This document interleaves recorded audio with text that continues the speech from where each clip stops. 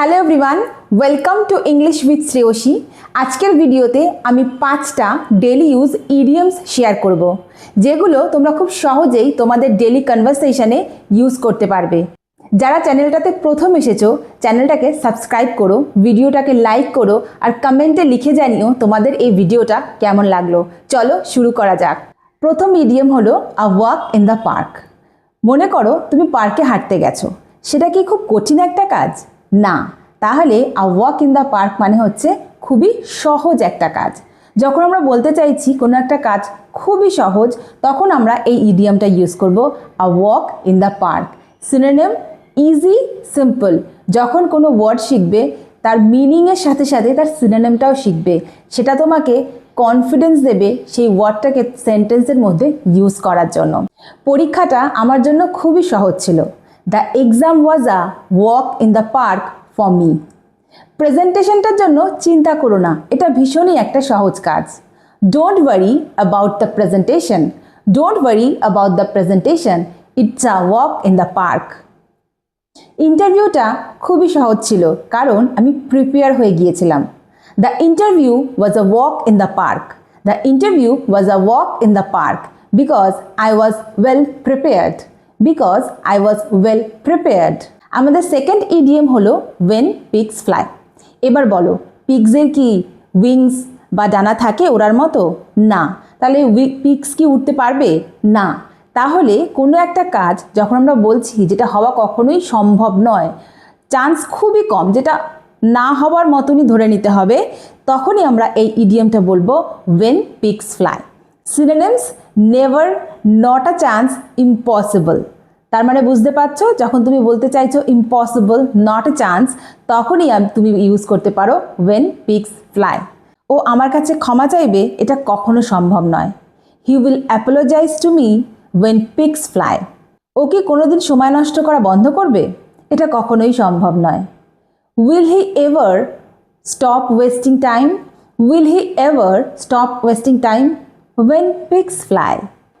ও কি কোনো দিন সকাল 5টায় উঠবে? এটা কখনোই সম্ভব নয়। Will he ever wake up at 5 AM? Will he ever wake up at 5 AM when pigs fly. আমাদের পরের ইডিয়ম হলো over the moon. Over the moon, যার মানে ভীষণই খুশি। যখন তুমি খুব খুশি, তখন তুমি বলতেই পারো I am over the moon. Synonym delighted, very happy, thrilled. Examples, আমি যখন চাকরিটা পেয়েছিলাম খুব খুশি হয়েছিলাম। I was over the moon when I got the job. সে তার ছেলের সফলতা নিয়ে ভীষণ খুশি। She is over the moon about her son's success. ওরা কম্পিটিশনে জিতে ভীষণই খুশি। They are over the moon when they won the competition. আমাদের নেক্সট ইডিয়ম হলো থ্রো ইন দ্য টাল। এখানে থ্রো হচ্ছে ভার্ব। থ্রোর থেকে throw, threw, thrown, throwing, throws. According to tense এইভাবে চেঞ্জ হতে থাকবে। ওকে, এবার থ্রো ইন দ্য টাল মানে কি? থ্রো ইন দ্য টাল মানে হচ্ছে হাল ছেড়ে দেওয়া। হ্যাঁ, যখন আমরা হতাশ হয়ে হাল ছেড়ে দিচ্ছি, তখনই আমরা বলছি থ্রো ইন দ্য টাল। সিনোনিমস গিভ আপ আর স্টপ ট্রাইং। যখন তুমি কোনো কিছু ট্রাই করা একদম বন্ধ করে দিচ্ছ বা গিভ আপ করে দিচ্ছ, তখনই তুমি বলতে পারো I am throwing in the towel. Sentences, শুধু একবার ব্যর্থ হয়েছ বলে হাল ছেড়ে দিও না। Don't throw in the towel just because you failed once. Don't throw in the towel just because you failed once. সে হতাশ হয়ে চাকরিটা ছেড়ে দিল। She threw in the towel and quit her job. She threw in the towel and quit her job. Never throw in the towel when you are close to achieve your goal. Never throw in the towel when you are close to achieve your goal. এর মানে হলো কখনোই হাল ছেড়ে দেবে না যখন তুমি তোমার গোলগুলোকে অ্যাচিভ করে নেওয়ার খুব কাছাকাছি। নাও আমাদের লাস্ট ইডিয়ম হলো রেস্ট অন ইয়োর লরেলস। এটা আমার অল টাইম ফেভারিট ইডিয়ম, এটা আমি সবসময় ব্যবহার করি। Rest on your laurels. Rest on your laurels মানেটা কি?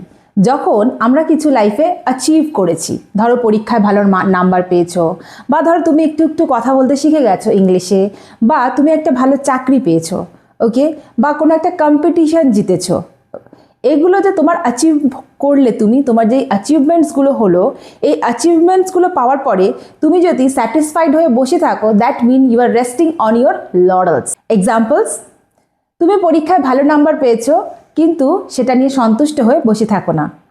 You got good marks, you got good marks but don't rest on your laurels. সেই কম্পিটিশনটা জেতার পরে সন্তুষ্ট হয়ে বসে থাকিনি। After winning the competition she didn't rest on her laurels. সে জীবনে সফল হয়েছিল কিন্তু তার অ্যাচিভমেন্টসে সন্তুষ্ট হয়ে বসে থাকেনি।